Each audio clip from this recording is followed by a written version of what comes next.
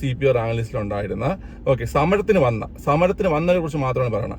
സമരത്തിന് വന്ന കുട്ടികൾ നിങ്ങൾക്ക് ഞാൻ ഫ്രീ ആയിട്ട് ഞാൻ LDC ക്ലാസ് തരാം. കേരളത്തിൽ ഒരു രാഷ്ട്രീയ പാർട്ടിയുടേതല്ലാതെ നടന്ന ഏറ്റവും വലിയ സമരങ്ങളിൽ ഒന്നാണ് ഇപ്പം നടന്ന നമ്മളെ CPO ഉദ്യോഗത്തിലെ സമരം. ആ സമരം ഏകദേശം 2 മാസത്തോളമായി. പക്ഷെ നമ്മൾ ചിന്തിക്കേണ്ട ഒരു കാര്യമാണ്, ഇത്രയും വലിയൊരു വാർത്താ പ്രാധാന്യം നേടിയൊരു സമരം ഇവിടെ നടന്നിട്ടും എന്ത് നേടിയെന്നുള്ള കാര്യം. 2 മാസം ആ ഉദ്യോഗാർത്ഥികൾ ഇവിടെ സമരം നടത്തുകയും പല രീതിയിലുള്ള സമരമുറകൾ സ്വീകരിക്കുകയും ചെയ്തു. കാരണം ഇതെല്ലാം എന്തിനു വേണ്ടിയിട്ടാണ്? സർക്കാർ അവരുടെ ആവശ്യം മനസ്സിലാക്കാൻ വേണ്ടിയിട്ടാണ്. ഇതിൽ ഒരു കാര്യം ഞാൻ പറയട്ടെ, ഈ സമരം കഴിയുന്ന സമയത്ത് ഇപ്പൊ ഇനി ഏപ്രിൽ 12-ാം തീയതി അവിടെ ലിസ്റ്റ് അവസാനിക്കും. ഈ ലിസ്റ്റ് അവസാനിക്കുന്ന സമയത്ത് നമുക്ക് മനസ്സിലാക്കേണ്ട ഒരു കാര്യം ഇത്രയേ ഉള്ളൂ. നമ്മുടെ നാട്ടിലെ യുവാക്കൾക്ക് അല്ലെങ്കിൽ യുവാക്കളുടെ ആവശ്യത്തിന് ഇത്രയേ ഉള്ളൂ വില. മനസ്സിലായില്ലേ? ഇത്രയേ ഉള്ളൂ വില. അത് ആരും മനസ്സിലാക്കുന്നില്ല. ഇപ്പം നമ്മുടെ ചാനലുകളെല്ലാം വലിയ രീതിയിൽ വാർത്ത കൊടുത്തതാണ്. എന്നിട്ട് എന്താ ഇമ്പാക്ട് ഉണ്ടാക്കാൻ പറ്റും? എന്തേ മാറ്റം വന്നോ? ആ കൊടുത്ത വാർത്ത കൊണ്ടോ അല്ലെങ്കിൽ ആ നടന്ന സമരം കൊണ്ടോ തല മുണ്ടനം ചെയ്തു, അതായത് തല മുട്ടയടിച്ചു, പുല്ല് തിന്നു, മണ്ണ് തിന്നു, മുട്ടിലിഴഞ്ഞു, കണ്ണ് കെട്ടി, അതുപോലെ കഴുത്തിൽ കയറിട്ടു, ശവപ്പെട്ടിയിൽ കിടന്നു. മനസ്സിലായില്ലേ? എന്തെല്ലാം സമര രീതികൾ, കണ്ടാൽ തന്നെ വിഷമം തോന്നുന്ന രീതിയിലുള്ള സമരമാണ്. ഇപ്പൊ ഏകദേശം 1.5-2 മാസം കൊണ്ട് നല്ല ചൂടുമാണ്. പകൽ സമയത്ത് ആ ഭാഗത്ത് അടുക്കാൻ പറ്റാത്ത ചൂടാണ്. അപ്പൊ ആ ചൂടെല്ലാം സഹിച്ച് ഈ കുട്ടികൾ അവിടെ സമരം ചെയ്തിട്ടും ആ സമരം ഒന്നും ആകാതെ പോകുന്നത് പോലെ തോന്നുന്നു. മനസ്സിലായില്ലേ? അപ്പൊ ഇവിടെ നമ്മൾ മനസ്സിലാക്കേണ്ടത്, ഈ പറയുന്ന യുവാക്കള് ജോലി അന്വേഷിക്കുന്ന അല്ലെങ്കിൽ ആത്മാർത്ഥമായിട്ട് പഠിച്ച് ജോലി നേടണമെന്ന് ആഗ്രഹിക്കുന്ന ഈ കുട്ടികൾക്ക് കിട്ടിയ അംഗീകാരം എന്താണ്? മനസ്സിലായില്ലേ? അംഗീകാരം എന്ന് വെച്ച് കഴിഞ്ഞാൽ അവര് പഠിച്ച് റാങ്ക് ലിസ്റ്റ് വന്ന ആൾക്കാരാണ്. ഞാൻ പല വീഡിയോയിലും പറഞ്ഞിട്ടുണ്ട്, 2 പരീക്ഷ എഴുതി ഫിസിക്കലും പാസ്സായി മെഡിക്കലും പാസ്സായി വന്നിരിക്കുന്ന ആൾക്കാരാണ്. മനസ്സിലായി? അപ്പൊ ഇതിൽ എല്ലാവർക്കും ജോലി കൊടുക്കണമെന്നൊന്നും പറയുന്നില്ല. 68% പേര് ഇപ്പോഴും ജോലിയില്ല നിൽക്കുക. ആ ലിസ്റ്റിലുള്ള വെറും 31% ആൾക്കാർക്ക് മാത്രമേ എന്ത് ചെയ്തിട്ടുള്ളൂ? ജോലി കിട്ടിയിട്ടുള്ളൂ.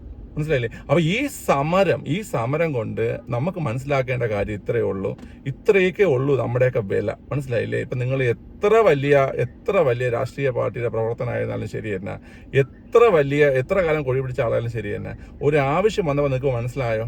ആരും കൂടെ ഇല്ലെന്നുള്ള കാര്യം മനസ്സിലായോ? എല്ലാവർക്കും ഒരു പ്രതീക്ഷ ഉണ്ടായിരുന്നു, അവസാന സമയത്തെങ്കിലും എന്തെങ്കിലും നടക്കുമെന്ന്. ഇനിയും ഉണ്ട് ഒരു 4-5 ദിവസം. എന്തെങ്കിലും ഒരു തീരുമാനം സർക്കാരിന്റെ ഭാഗത്തുനിന്ന് ഉണ്ടായാൽ മാത്രമേ ഇതിൽ എന്തെങ്കിലും ഒരു തീർപ്പ് ഉണ്ടാവത്തുള്ളൂ. അല്ലാതെ ഇത്രയും കാലം ഈ സമരം ചെയ്ത കുട്ടികൾ, അപ്പൊ അതിൽ തന്നെ പല ആൾക്കാരും പറയുന്നുണ്ട് അവര് ആത്മഹത്യ ചെയ്യണ വക്കീലാണെന്നൊക്കെ പറയുന്നുണ്ട്. മനസ്സിലായില്ലേ? ഞാനൊരു കാര്യം പറയാം, നിങ്ങൾ അങ്ങനെ ചിന്തിക്കരുത്. മനസ്സിലായില്ലേ? എനിക്കിപ്പോൾ ഞാൻ പറയുമ്പോൾ നിങ്ങൾ വിചാരിക്കും തനിക്കത് പറയാം, ഞങ്ങളുടെ അവസ്ഥ അതാണെന്ന് പറയാണ്. മനസ്സിലായില്ലേ? നിങ്ങൾ ഒരിക്കലും ആ രീതി ചിന്തിക്കരുതടാ. നിങ്ങൾക്ക് ഇനി ഞാൻ പറയട്ടെ, നിങ്ങൾക്ക് പലർക്കും പരീക്ഷ എഴുതാനുള്ള മൈൻഡൊക്കെ പോയി കാണും, PSC യോടുള്ള വിശ്വാസം പോയി കാണും. എന്നാലും ഞാൻ പറയുകയാണ്, നിങ്ങളുടെ ലിസ്റ്റിലുള്ള കുറച്ച് പേർക്ക് ജോലി കിട്ടിയിട്ടില്ലേ? മനസ്സിലായി? അവർക്ക് മുകളിലോട്ട് റാങ്ക് വന്നോണ്ടല്ലേ. അതുകൊണ്ട് നിങ്ങൾ പഠിക്കുക. ഈ റാങ്ക് ലിസ്റ്റ് ഉണ്ടായിരുന്ന, അതായത് CPO റാങ്ക് ലിസ്റ്റിലുണ്ടായിരുന്ന സമരത്തിന് വന്നതിനെ കുറിച്ച് മാത്രമാണ് പറയണം. സമരത്തിന് വന്ന കുട്ടികൾ നിങ്ങൾക്ക് ഞാൻ ഫ്രീ ആയിട്ട് ഞാൻ LDC ക്ലാസ് തരാം. ഓൺലൈൻ ക്ലാസ് ആണ് എൻ്റെ, രാവിലെയും വൈകുന്നേരം ഫ്രീ ആയിട്ട് ഞാൻ തരാം. മനസ്സിലായില്ലേ? നിങ്ങൾ പഠിക്കുക. ഇനി നമുക്ക് 4-5 മാസമുണ്ട്. നിങ്ങൾ നന്നായി പഠിച്ചത് കൊണ്ടാണ് നിങ്ങൾക്ക് എന്ത് ചെയ്യാൻ പറ്റിയത്? ഈ പറയുന്ന CPO ലിസ്റ്റിൽ നിങ്ങൾക്ക് എത്താൻ പറ്റിയത് അല്ലേ? നിങ്ങൾ ഫിസിക്കലും മെഡിക്കലും അതിനൊക്കെ മുമ്പ് നിങ്ങൾ 2 പരീക്ഷ എഴുതിയ പാസ്സായ ആൾക്കാരാണ്. അപ്പോൾ നിങ്ങൾക്ക് ഒരുപാട് കാലം അറിയാം. അപ്പോൾ നിങ്ങൾ ഈ പഠിച്ച കാലം ഒന്നുകൂടെ റിവിഷൻ ചെയ്തെടുത്താൽ മതിയാവും. മനസ്സിലായില്ലേ? അപ്പം ഞാൻ വീണ്ടും പറയുകയാണ്, ഈ റാങ്ക് ലിസ്റ്റിൽ ഉൾപ്പെട്ടിട്ട് സമരത്തിൽ സജീവമായിട്ടുണ്ടായിരുന്ന കുട്ടികൾക്ക് നിങ്ങൾക്ക് താല്പര്യമുണ്ടെങ്കിൽ എൻ്റെ ഓൺലൈൻ ക്ലാസ്സിൽ ഞാൻ ഫ്രീ ആയിട്ട് പഠിപ്പിക്കാം. മനസ്സിലായില്ലേ? നിങ്ങൾക്ക് നന്നായി തന്നെ ഞാൻ പഠിപ്പിച്ചു തരും. നിങ്ങൾക്ക് ആവശ്യമുള്ള കാര്യങ്ങളെല്ലാം ഞാൻ പഠിപ്പിച്ചു തരും. മനസ്സിലായില്ലേ? പഠിപ്പിച്ചത് മാത്രമല്ല, നിങ്ങൾക്ക് ഉയർന്ന റാങ്ക് വാങ്ങാൻ സഹായിച്ചും തരാം ഞാൻ. അതുകൊണ്ട് നിങ്ങൾ ഇതാണ് അവസാനം, ഇനി ഒരു വഴിയില്ല എന്നുള്ള കാര്യം എന്ത് ചെയ്യരുത്? ചിന്തിക്കരുത്. മനസ്സിലായല്ലോ? അപ്പൊ അങ്ങനെയുള്ള ആൾക്കാർ എന്നെ കോൺടാക്ട് ചെയ്താൽ മതി. പിന്നെ ഞാൻ വീണ്ടും പറയുന്നു, സമരത്തിന് പോയവർ, കഷ്ടപ്പെട്ടവർ മാത്രം. മനസ്സിലായല്ലോ? 1 രൂപ വാങ്ങാതെ ഞാൻ എന്ത് ചെയ്യാം? പഠിപ്പിച്ചു തരാം. ഇനി നിങ്ങൾക്കതിൽ നാണക്കേടുണ്ടെങ്കിൽ, ഇങ്ങനെ ഫ്രീ ആയിട്ട് പഠിക്കാൻ നാണക്കേടുണ്ടെങ്കിൽ ഞാൻ ഒരു കണ്ടീഷൻ വയ്ക്കാം. ജോലി കിട്ടിയിട്ട് ഇപ്പോൾ 4-5 മാസത്തെ ക്ലാസ്, ആ ഒരു ഫീസ് എത്രയാണെന്ന് വെച്ചാൽ നിങ്ങൾ ജോലി കിട്ടിയിട്ട് എൻ്റെ കൊണ്ട് തന്നാൽ മതി. മനസ്സിലായല്ലോ? അപ്പം ധൈര്യമായിട്ടിരിക്കുക. ഈ സമരം കൊണ്ട് എല്ലാം കഴിഞ്ഞൊന്നും വിചാരിക്കേണ്ട. നമുക്ക് പഠിച്ച് ഉയർന്ന റാങ്ക് വാങ്ങാൻ, നമുക്ക് നന്നായി തന്നെ പഠിക്കാം. ഞാൻ നന്നായി പഠിപ്പിച്ചു തരാൻ ചെയ്യാം. മനസ്സിലായ?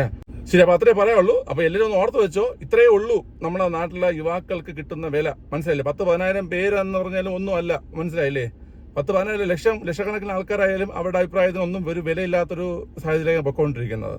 പറയാൻ വിഷമമുണ്ട്, ബുദ്ധിമുട്ടുമുണ്ട്.